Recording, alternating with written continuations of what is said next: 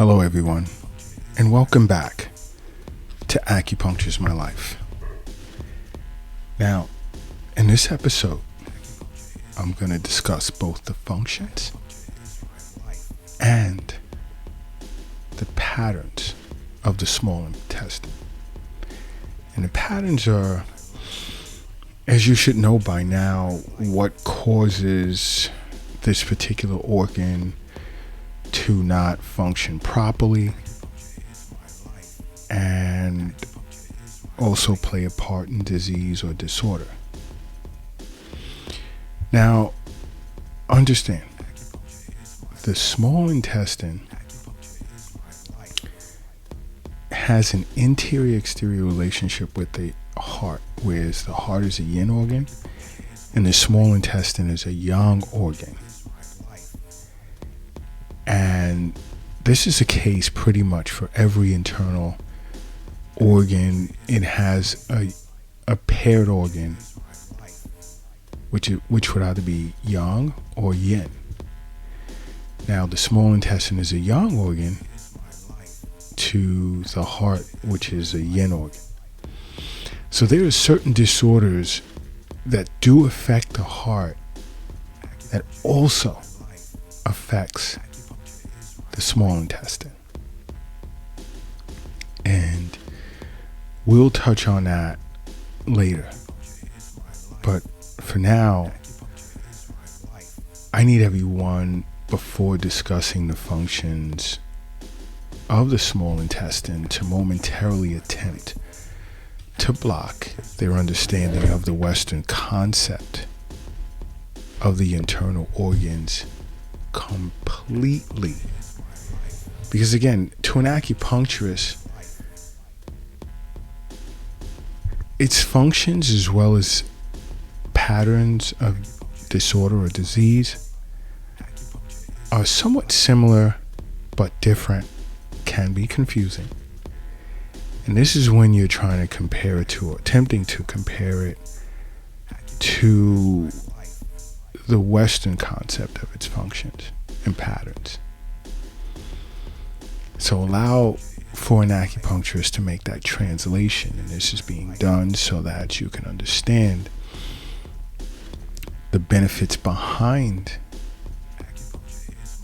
seeing an acupuncturist, why you should see an acupuncturist on a regular basis, and you can understand better your diagnosis and the intent of the practitioner based on the created treatment protocol that's designed uniquely for you, because everyone's constitution is different.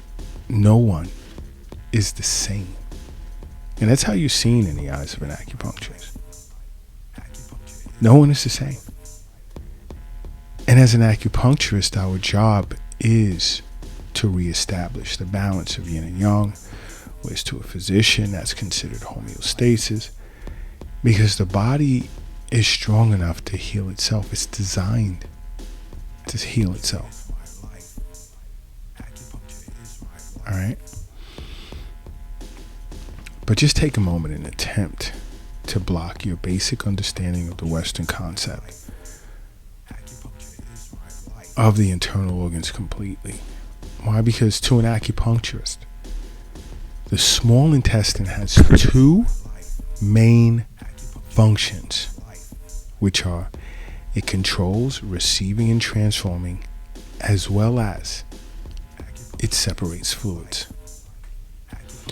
Now you see, the small intestine receives both fluids and foods after it's been digested by the stomach and spleen. Again, I've stated in many of my past episodes that the stomach and spleen is responsible for all post-heaven chi or postnatal chi. All of the chi that's created by the body, that's created after birth, the stomach and spleen are responsible for.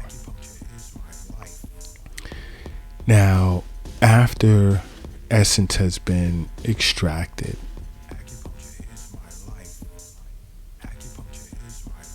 by the spleen,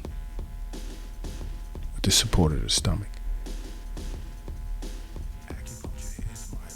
Other internal organs get involved. So the small intestine receives both fluids and foods after it's been digested by the stomach and spleen. Whereas at that point, it begins its process of transformation further by separating the unclean, nourishing aspects of foods and fluids from the clean, nourishing aspects. Now, the clean, nourishing aspects of foods and fluids digested is then transported by the spleen as essence to nourish all of the tissues within your body. Now, this unclean parts of the food and fluids in which you've ingested are sent to the large intestine and the bladder, basically to be excreted from the body. Now, an acupuncturist also understands that the small intestine is responsible for separating fluids. You see, the role of the small intestine, or the role the small intestine plays on the movement as well as transformation of fluids, is of extreme importance. This function cannot happen without the support of kidney yang, because the yang aspect of the kidney is responsible for providing both qi and heat, which are necessary for the function of separation of clean and dirty fluids to take place. Now, if this is in any way confusing you,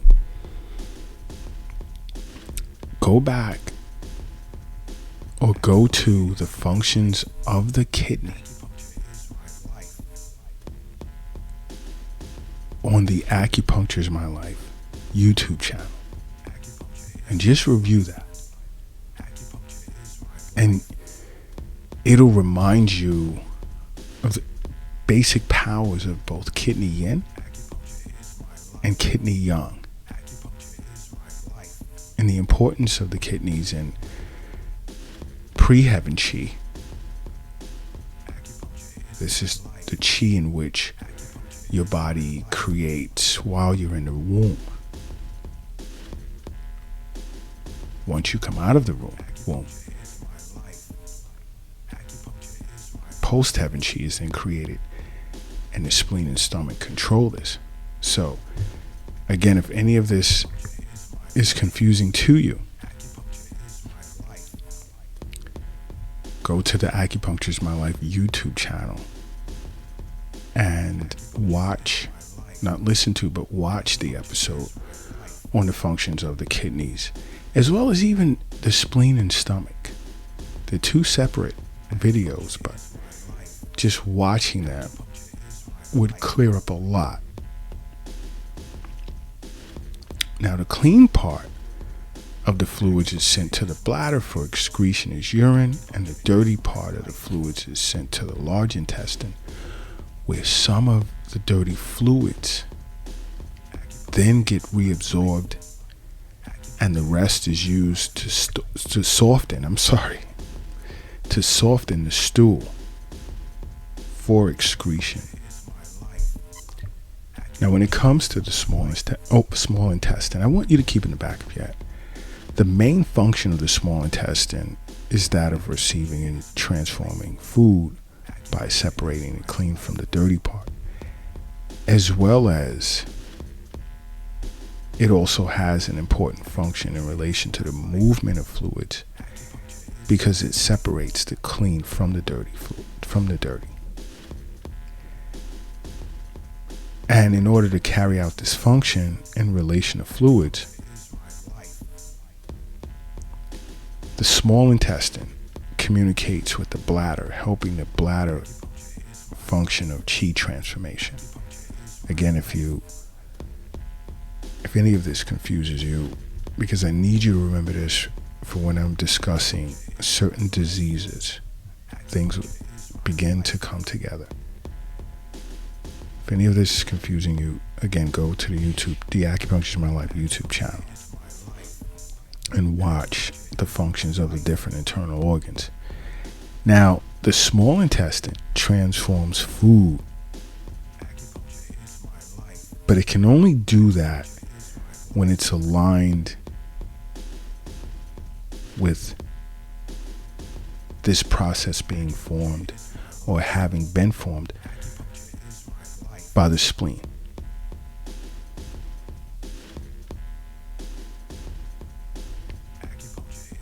It transforms its fluids, so the fluids that enter the body in which you drink, in coordination with the bladder and kidney yang.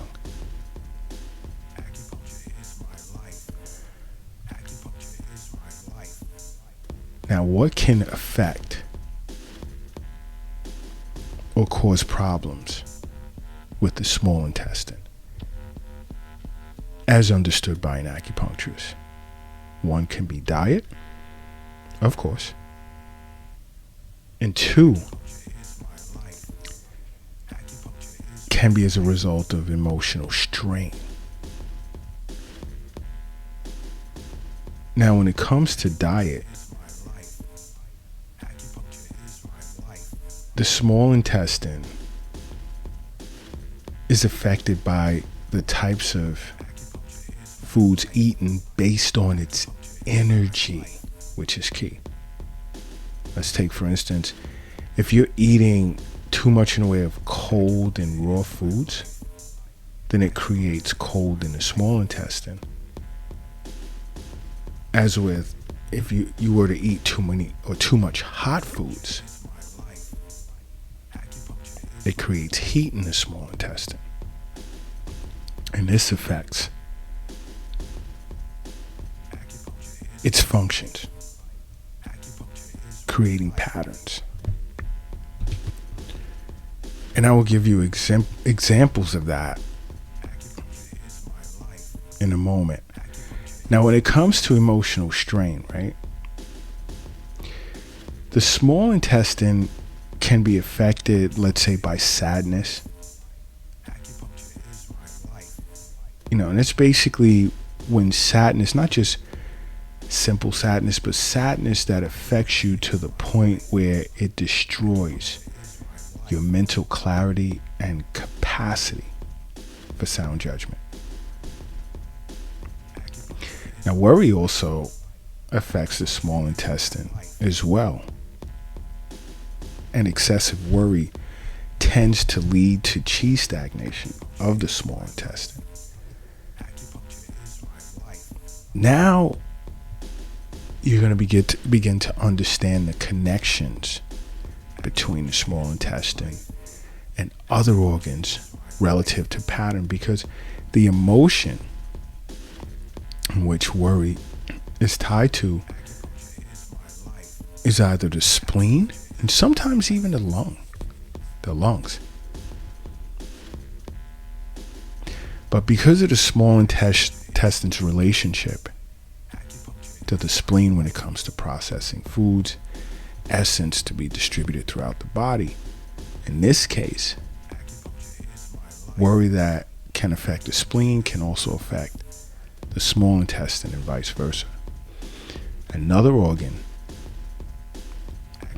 is liver, because anger and frustration as well as resentment causes chi to stagnate in the small intestine. Now, anger, frustration is an emotion that's tied to the liver.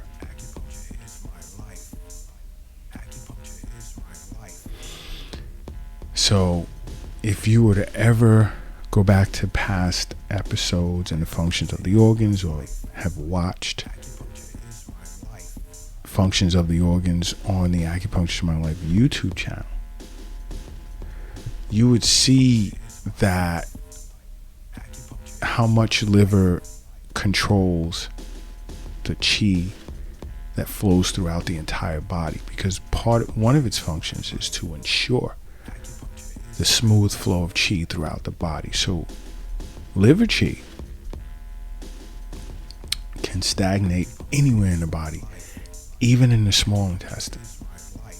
As a result, and relative to this example, as a result of anger, which is tied to the liver, frustration, resentment, Okay, so keep that in the back of your head, because when I begin to discuss patterns or disorders relative to the psyche in the future, I'll go deep into detail with regard to emotions and how emotions are tied to particular internal organs, and an excessive amount of that emotion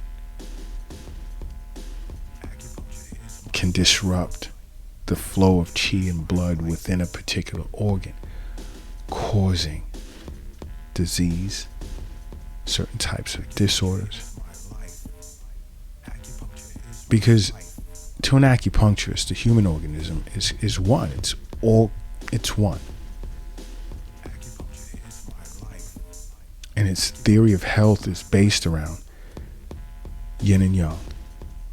And to be in a healthy state, exist in a healthy state, yin and yang must be balanced. Whether it's from a mental perspective, emotional perspective, spiritual perspective, physiological perspective.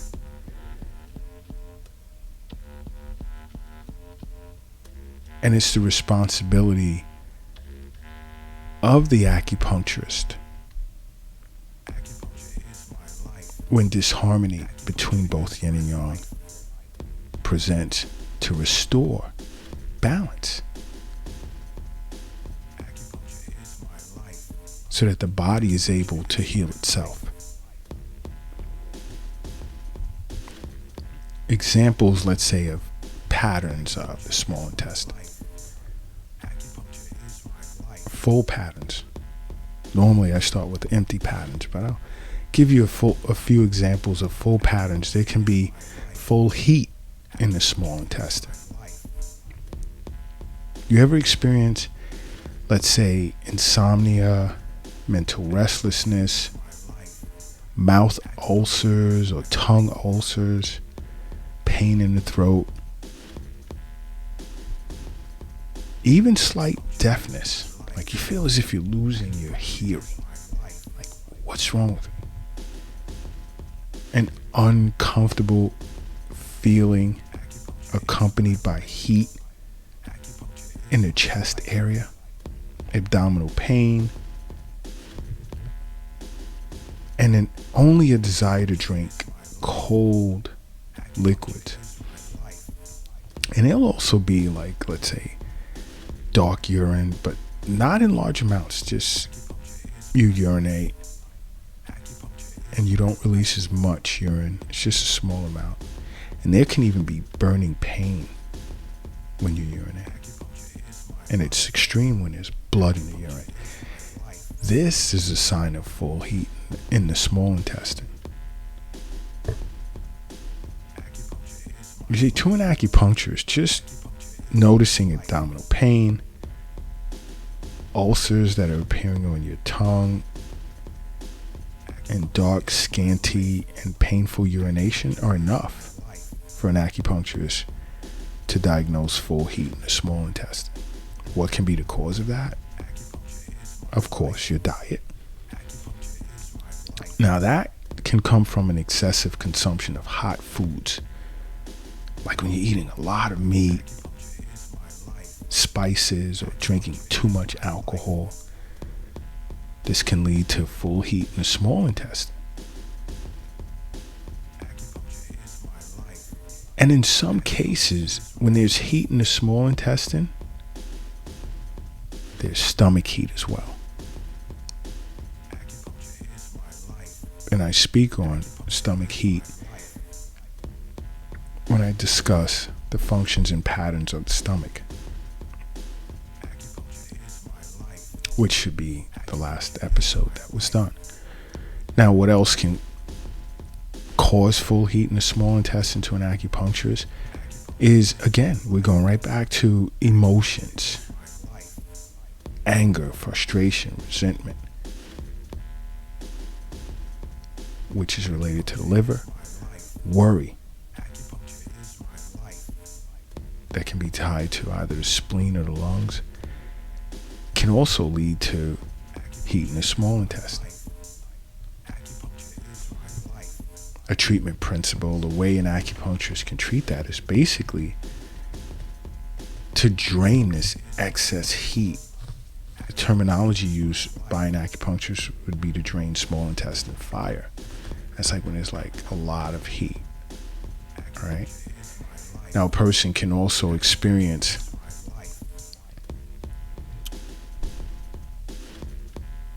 small intestine chi pain. All right. Where there's like, you'll feel a sensation of like this twisting pain in the lower abdomen. And in some cases, it'll extend to the back. That twisting pain in the lower abdomen, you'll also feel it in your lower back. There'll be some distension, some abdominal distension. And if you try and touch it, forget it. You can't.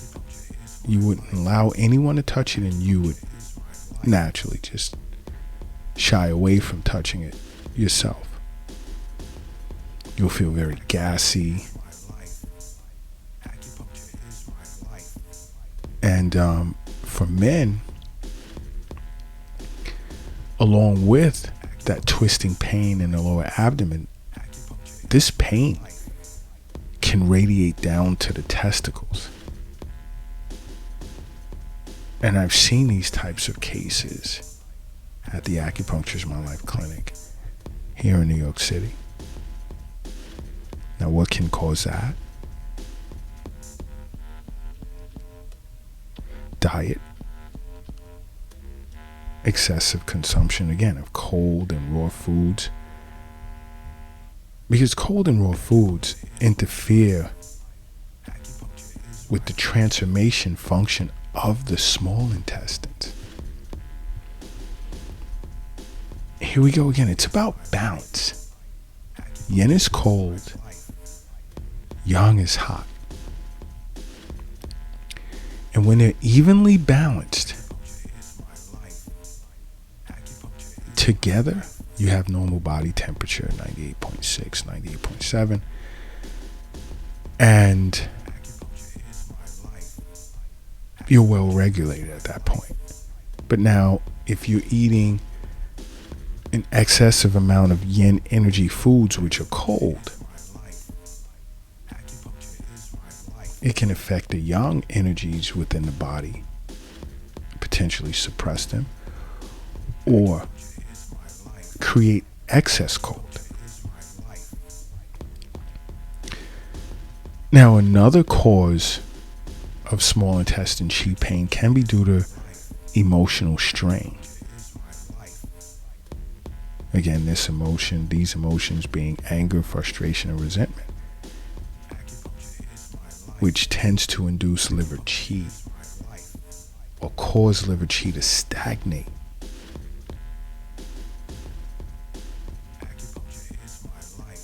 And affect the small intestine.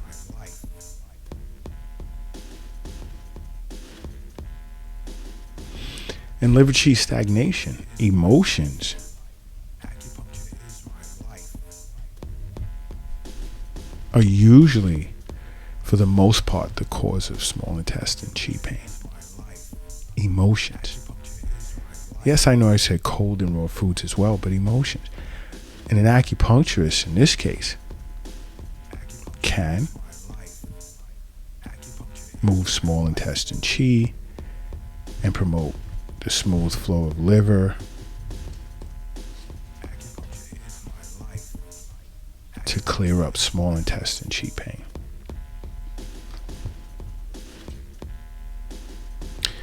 Now, another full pattern of the small intestine is worms. And we get cases of this here at the Acupuncture's My Life clinic in New York City. Infestation of worms in the small intestine, where it'll present with, let's say, abdominal pain and distension, and there'll be this bad taste in the mouth accompanied by like this palish, sallow, low energy complexion. Now, if the person has roundworms, there'll be abdominal pain, and when they vomit, the worms would present in a vomit, and there'd also be cold limbs. Now, if the patient had hookworms, they'd have a desire to eat weird things like pencils or pennies, or, that's a sign you may have hookworms. You may want to eat dirt, tea leaves. And if it's pinworms, you'll feel an itchy sensation around the anus that'll really get bad at night. If you notice yourself scratching, especially a lot in that area, especially in the evening, that can be a sign of pinworms. See your acupuncturist right away. And there can also be tapeworms, where you're always hungry.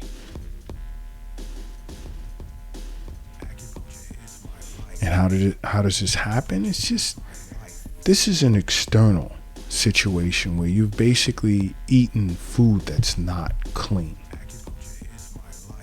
In this case, most acupuncturists would not administer acupuncture as a treatment. They would treat or look to treat this problem with an herbal formula. And a lot of this you can learn about on the Acupuncture is My Life YouTube channel. Subscribe to that channel, and there's so much you can learn from it. And a lot of your questions can be answered as well. But those are full patterns. Like an example of an empty pattern can be small intestine deficiency of the small intestine with cold. A cold type of deficiency within the small intestine, where you'll feel like there's abdominal pain. It's kind of like, it's not sharp, it's sort of dull. And when you apply pressure to it, it's like, oh, I feel better. You'll want to drink tea a lot, hot cocoa, maybe even coffee. You'll have bouts of diarrhea. And you'll notice that your urination is pale. And you'll urinate a lot, and your limbs will be cold. The major cause, or the usual cause of this is usually dietary. And I'm sure at this point you figured it out. It's when you've eaten too much cold and raw foods. In a case such as this, I as an acupuncturist will look to expel cold, warm a person's intestines, and in some cases, and tonify spleen yang. In some cases, I would administer moxibustion therapy. So you see, when you enter an acupuncturist clinic, it's not like, oh, I'm going here to get needles. And there are a lot of individuals that will come in. They have a phobia for needles. So any other way I can be treated, they'll ask. There's acupressure, moxibustion therapy, cupping, tuina, tai chi, qigong, guasa. There's so much. There's many ways in which you can be treated. But the thing that you must do is try and incorporate wellness visits in your, I wouldn't say daily regimen, but just incorporate it in your life. You can see an acupuncturist once a week, every 2 weeks, once every 2 weeks, monthly, every 6 weeks. I don't know. It's based on your constitution and what's decided as best for you between you and your acupuncturist, along with your annual visits to your physician. But the key here is you must make acupuncture a part of your life, because acupuncture is my life. What's yours?